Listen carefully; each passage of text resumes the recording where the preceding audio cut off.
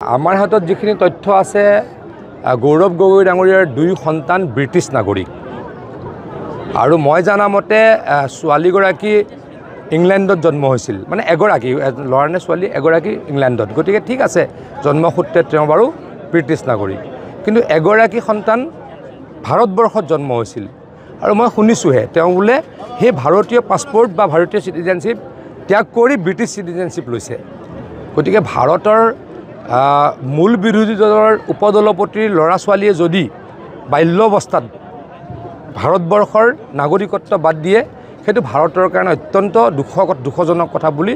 মই অনুভৱ কৰোঁ তেনেকুৱা ব্যক্তিৰ দেশপ্ৰেমৰ কি মূল্য আছে তাক মই প্ৰশ্ন কৰোঁ তেনেকুৱা ব্যক্তিয়ে দেশখনক ভাল নাপায় বুলি মই ভাবোঁ গতিকে ৰাইজে কি ভাবে ৰাইজৰ কথা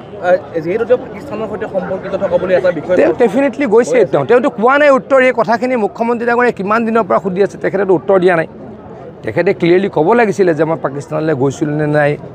পাকিস্তানত আছিলোঁ নে নাই 15 দিন পাকিস্তানলৈ বাহিৰৰ দৰে গৈছিলোঁ নে নাই আৰু মোৰ ল'ৰা ছোৱালী ইণ্ডিয়ান হয় এই গোটেই কথাখিনি কৈ দিলে হ'ল আমি টুকা বন্ধ কৰিম আপোনালোকে ভাৰতীয় ধৰক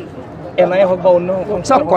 কথাটো মই আপোনাক কৈছোঁ আপোনাৰ ল'ৰা ছোৱালীয়ে আপুনি যদি গৈ আজি ইণ্ডিয়ান চিটিজেনশ্বিপটো ৰিনাউন্স কৰে আপোনাৰ বিৰুদ্ধে কোনোবাই কেছ ল'ব নেকি কিন্তু এইটো নৈতিকতাৰ কথা মই ভাৰতীয় হৈ মই যদি ইংলেণ্ডৰ মানুহ হৈ যাওঁ আৰু মই ভাৰতত ৰাজনীতিত দবদবাই থাকিম মোৰ ল'ৰাটোৱে নাবালক অৱস্থাত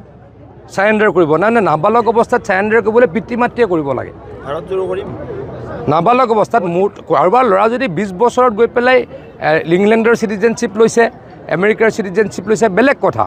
কিন্তু 3-4 বছৰীয়া ল'ৰাইতো নিজে ৰিনাউন্স কৰিব নোৱাৰে